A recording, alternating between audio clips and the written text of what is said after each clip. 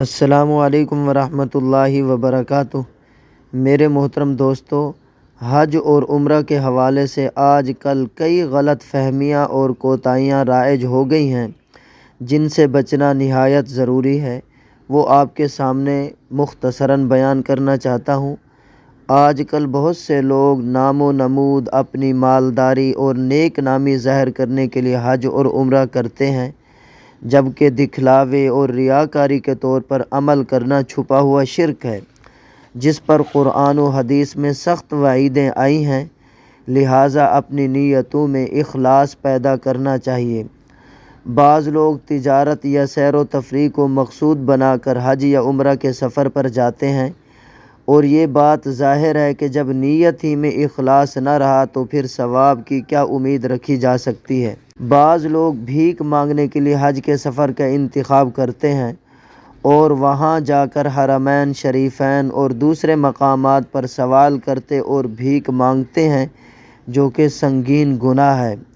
بعض لوگ نماز، روزے، زکوٰۃ وغیرہ کی ادائیگی نہیں کرتے اور گناہوں سے بچنے کا اہتمام نہیں کرتے اور حج کے سفر پر چل پڑتے ہیں، بلکہ کئی حج کرتے رہتے ہیں۔ حالانکہ نماز، روزہ اور زکوٰۃ یہ بھی دین اسلام کے رکن ہیں، ان کی ادائیگی بھی ضروری ہے، اور اسی طریقے سے کبیرہ گناہوں سے بچنا بھی ضروری ہے۔ بعض لوگ حقوق العباد کی صحیح طور پر ادائیگی کی فکر نہیں کرتے اور صرف مروجہ رسمی طور پر معافی تلافی کر کے اور رسمی طور پر لوگوں سے مل ملا کر حج کے لیے روانہ ہو جاتے ہیں، اور سمجھتے ہیں کہ اس طرح رسمی کارروائی کرنے اور ملنے جلنے سے سب معاملات صاف اور حقوق العباد بے باک ہو جاتے ہیں، جو کہ غلط ہے۔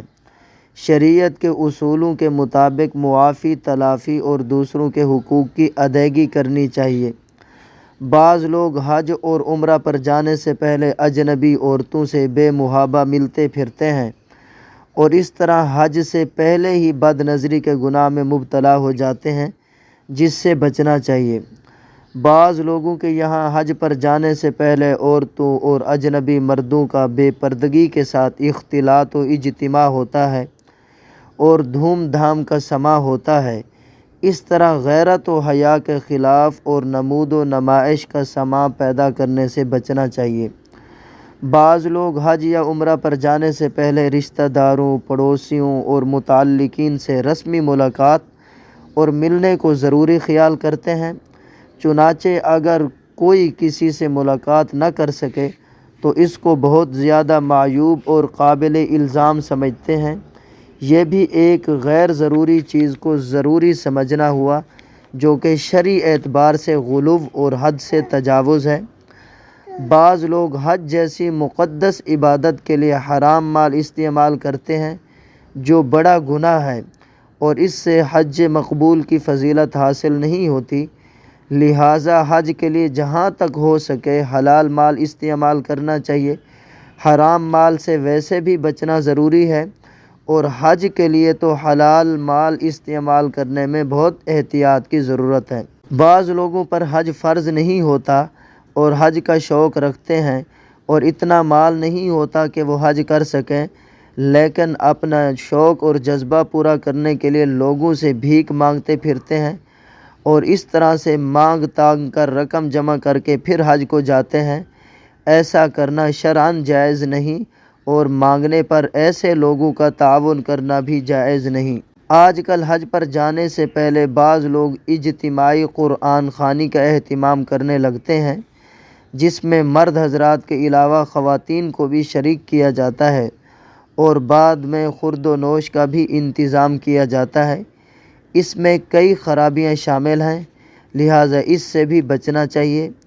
البتہ مروجہ طریقہ پر قرآن خوانی کی رسم سے ہٹ کر اپنے طور پر خود اخلاص کے ساتھ قرآن مجید پڑھنا اور مسنون دعائیں پڑھنے اور اخلاص سے کچھ صدقہ خیرات کرنے میں کوئی حرج نہیں ہے۔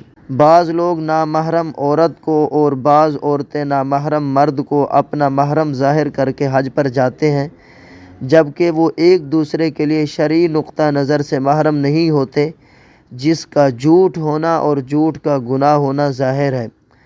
اسی طرح بعض عورتیں شرعی محرم کے بغیر بلکہ نامحرم کو اپنا محرم ظاہر کر کے حج کے سفر پر چل پڑتی ہیں، حالانکہ کسی نامحرم کو اپنا محرم ظاہر کرنے میں جھوٹ اور غلط بیانی کا گناہ لازم آتا ہے۔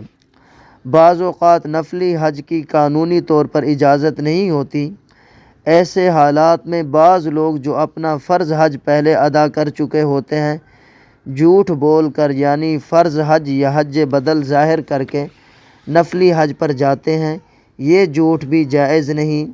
ایک نفلی عمل کی خاطر جھوٹ جیسے گناہ کی کیسے اجازت ہو سکتی ہے، بالخصوص جب کہ نفلی حج کرنے والوں کی کثرت اور ہجوم کی وجہ سے فرض حج کرنے والوں کو بھی دشواری پیش آ رہی ہو یا ان کی حق تلفی لازم آ رہی ہو۔ اسی طرح بعض لوگ نفلی حج کی خاطر رشوت دینے کا ارتکاب کرتے ہیں، حالانکہ نفلی حج کی خاطر رشوت کے لین دین کا ارتکاب درست نہیں۔ حاجیوں کے لیے قانونی طور پر خون کے گروپ اور دیگر طبی معائنوں کی رپورٹ ضروری قرار دی گئی ہے۔ بعض لوگ طبی معائنہ و تشخیص کرائے بغیر رسمی اور جھوٹی رپورٹ تیار کرا لیتے ہیں، جس کے جھوٹ ہونے میں شک نہیں۔ جھوٹ کے علاوہ اس کا نقصان بعض اوقات اس شکل میں بھی اٹھانا پڑ جاتا ہے کہ ہنگامی حالات میں اس کی وجہ سے غلط دوا وغیرہ کا انتخاب ہو جاتا ہے۔ پس میڈیکل رپورٹ کے اس غلط طریقے سے بچنا ضروری ہے۔ آج کل حج عمرہ کے سفر پر جانے والے کو رخصت کرتے وقت گلے میں یا سر پر مختلف قسم کے ہار اور پھول پتیاں ڈالی جاتی ہیں۔ یہ رسم خلاف سنت اور قابل ترک ہے اور اس میں کئی خرابیاں جمع ہیں۔ نبی کریم صلی اللہ علیہ وسلم نے احرام میں اور حج کرنے والے کے لیے ایسی نمود و نمائش میں مشغول ہونا پسند نہیں فرمایا۔ بعض لوگ حج کرنے والے کو رخصت کرتے وقت نعت خوانی اور نعرے بازی کرتے ہیں۔ یہ بھی خواہ مخواہ کی رسم اور اخلاص کے خلاف ہے۔ بعض جگہ حج کرنے والے کو رخصت کرنے کے لیے خواتین بھی ایک ہجوم کے ساتھ گھروں سے باہر نکلتی ہیں، بلکہ دور دراز سے سفر کر کے ایئرپورٹ وغیرہ تک جاتی ہیں، جن میں بن سنور کر بے پردہ عورتیں بھی ہوتی ہیں۔ عورتوں کو ہجوم کے ساتھ اس غرض کے لیے گھر سے باہر نکلنا اور اس سے بڑھ کر بن سنور کر بے پردگی کا مظاہرہ کرنا مناسب نہیں۔ بعض لوگ حاجی کو رخصت کرتے وقت تصویریں بناتے ہیں، جس سے بچنا چاہیے۔ بعض لوگ حج کے سفر میں ذرا سے عذر یا غفلت اور لاپرواہی سے فرض نمازیں تک چھوڑ دیتے ہیں یا قضا کر دیتے ہیں، جس کی وجہ سے حج کی قبولیت سے محرومی کا اندیشہ ہے، اور اگر یہ نفلی حج ہے تو معاملہ اور زیادہ خطرناک ہے۔ بعض عورتیں حج میں پردے کا اہتمام نہیں کرتیں، بلکہ اپنے گھروں میں پردہ کرنے والی خواتین بھی حج کے موقع پر بے پردگی اور بناؤ سنگار کا کھلا مظاہرہ کرتی ہیں، جو کہ درست نہیں۔ بعض لوگ کسی طرح چھپ کر یا سفارش و تعلقات وغیرہ کی بنا پر متعینہ وزن سے زیادہ سامان اس کا مقررہ محصول اور کرایہ ادا کیے بغیر لے جاتے یا لاتے ہیں، جو کہ شرعاً بھی جائز نہیں۔ بعض لوگ حج کے مقدس فریضہ کی ادائیگی سے واپس آتے ہوئے ساتھ میں غیر شرعی یا غیر قانونی سامان لے آتے ہیں، حتیٰ کہ ٹیلی ویژن، VCR ڈیک وغیرہ جیسی چیزوں کے ساتھ اپنے گھروں کو لوٹتے ہیں۔ اس طرح کی حرکات سے باز آنا چاہیے۔ بعض لوگوں کو حج سے واپسی طور پر رشتہ دار و احباب کو تحفے تحائف دینے کی بڑی فکر ہوتی ہے، اور اتنے سارے تحفے سب کے لیے لانا مشکل ہوتا ہے۔ ایسے حالات میں وہ اپنے یہاں سے خریدی یا لی ہوئی چیزوں کو مکہ و مدینہ سے لائی ہوئی ظاہر کر کے پیش کرتے ہیں، جس میں دھوکہ دہی پائی جاتی ہے۔ اولاً تو رسمی تحفے تحائف کی ضرورت ہی کیا ہے، پھر اس رسمی عمل کو مزید ایک دھوکہ دہی کا گناہ کر کے انجام دینا تو اور بھی زیادہ نامناسب ہے۔ آج کل عام طور پر دیکھنے میں آ رہا ہے کہ اگر کوئی حج کر کے واپس آئے اور کسی جاننے والے کے لیے کوئی تحفہ وہاں سے نہ لائے تو اس کو معیوب سمجھا جاتا ہے، طرح طرح کی باتیں کی جاتی ہیں، اور حاجی صاحب بھی اسی غرض سے لاتے ہیں تاکہ لوگوں کی طعن و تشنیع سے بچا جا سکے۔ یہ ہمارا نام یا ہمارا نام روشن ہو جائے اور سب کو معلوم ہو جائے کہ فلاں صاحب حج و عمرہ کر کے آئے ہیں، سب لوگوں کے لیے تحفے لائے ہیں، جبکہ اس طرح رسم کے طور پر اور نام و نمود کے لیے لین دین کرنا منع ہے۔ البتہ کسی مسلمان بھائی کو محبت اور اخلاص سے تحفہ ہدیہ دینا، دعوت کرنا اور اس کا ہدیہ قبول کرنا باعث اجر و ثواب اور سنت ہے۔ اس سے آپس میں محبت بڑھتی ہے، لیکن یہ عمل اس وقت عبادت ہے جب کہ محبت اور اخلاص کے ساتھ ہو، اس میں کوئی گناہ نہ ہو اور اس کو صرف رسم کے طور پر انجام نہ دیا جائے۔ بہت سے لوگ اس خیال میں رہتے ہیں کہ ہم نے حج کر لیا ہے اور سب گناہ اور حقوق العباد معاف ہو گئے ہیں، اس لیے یہ لوگ حج کے بعد گناہوں پر اور جری ہو جاتے ہیں، حالانکہ حج سے تمام گناہ خصوصاً حقوق العباد معاف نہیں ہوتے۔ آج کل بعض لوگوں کی حج سے واپسی پر ایئرپورٹ یا اسٹیشن وغیرہ پر تصاویر بنائی جاتی ہیں، اس سے بچنا چاہیے۔ بعض علاقوں میں یہ بھی ضروری سمجھا جانے لگا ہے کہ جب کوئی حج کر کے واپس آتا ہے تو اس کے دوست احباب اور رشتہ دار اس سے ملاقات کے لیے خالی ہاتھ نہ جائیں، بلکہ مٹھائی، جوڑا وغیرہ کچھ نہ کچھ خدمت میں پیش کریں، اور کوئی خالی ہاتھ چلا جائے تو اسے معیوب سمجھا جاتا ہے۔ یہ بھی حد سے تجاوز ہے۔ بعض علاقوں میں یہ دستور بھی چل پڑا ہے کہ حاجی صاحب تمام ملنے والوں کی اجتماعی یا انفرادی طور پر ضرور دعوت کریں، اور دوسرے جانے والے بھی فرداً فرداً حاجی صاحب کی دعوت کریں، اور جو کوئی دعوت نہ کرے تو اسے باعث عیب سمجھتے ہیں، اور پھر باری باری یا ادلا بدلی کے طور پر دعوت کو ضروری سمجھا جاتا ہے۔ یہ تمام چیزیں رسم ہیں، البتہ اگر کوئی اخلاص و محبت سے دعوت کرے اور اسے ضروری نہ سمجھے اور رسم کے طور پر اس کو اختیار نہ کیا جائے اور کسی دوسری خرابی میں مبتلا نہ ہوا جائے، نہ ہی دکھلاوا پیش نظر ہو، تو پھر کوئی حرج نہیں۔ بعض لوگ حج سے واپس آ کر جب کہیں بھی موقع ملتا ہے ملنے کا، اپنے حج و عمرہ کے قصے چھیڑ دیتے ہیں تاکہ حاضرین کو پتہ چل جائے کہ یہ حضرت بھی حج کی سعادت حاصل کر چکے ہیں، اور ایک مرتبہ نہیں بلکہ اتنی مرتبہ حاصل کر چکے ہیں۔ ظاہر ہے کہ ریاکاری اور دکھلاوے سے نیک اعمال کی قبولیت و نورانیت ختم ہو جاتی ہے۔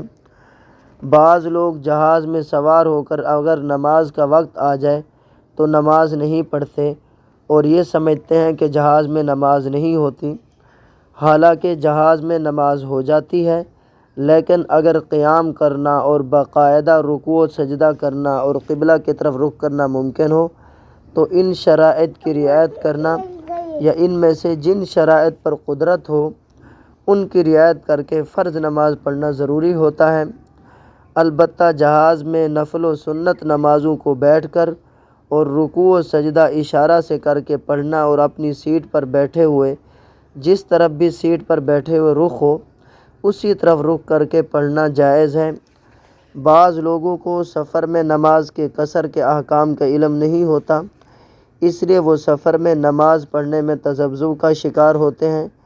چنانچہ بعض لوگ سمجھتے ہیں کہ جب تک کوئی اپنے ملک سے باہر نہ نکل جائے اس وقت تک اس کو نماز میں قصر کا حکم نہیں ہوتا، اور اسی طرح بعض لوگ سمجھتے ہیں کہ جب کوئی مسافر کسی جگہ 1-2 دن کے لیے بھی ٹھہر جائے تو اس کی نماز کے قصر کا حکم ختم ہو جاتا ہے، حالانکہ یہ دونوں باتیں غلط فہمی پر مبنی ہیں، کیونکہ جب کوئی شخص سفر کی نیت سے اپنی اقامت والی جگہ کی حدود سے نکل جائے، خواہ وہ اقامت والی جگہ اس کا شہر ہو یا گاؤں ہو، تو اس کو نماز میں قصر کا حکم ہوتا ہے۔ اسی طرح جب کوئی مسافر کسی جگہ 1-2 دن کے لیے ٹھہرے تب بھی اس کو نماز میں قصر کا حکم ہوتا ہے۔ البتہ اگر کسی جگہ شرعی اقامت اختیار کر لے تو پھر نماز کے قصر کا حکم ختم ہو جاتا ہے، اور حنفیہ کے نزدیک شرعی اقامت کی مدت کم از کم 15 راتیں ہیں۔ لہٰذا حنفیہ کے نزدیک مسافر اپنے وطن اقامت سے باہر کسی جگہ مجموعی طور پر کم از کم 15 رات قیام کی نیت کرنے کی وجہ سے مقیم شمار ہوتا ہے اور اس کو پوری نماز پڑھنے کا حکم ہوتا ہے۔ اللہ تعالیٰ سب مسلمانوں کو غلط فہمیوں اور کوتاہیوں سے بچنے کی توفیق عطا فرمائے، آمین۔ واللہ تعالی اعلم بالصواب وعلمہ اتم واحکم۔ مفتی محمد افضل عفی۔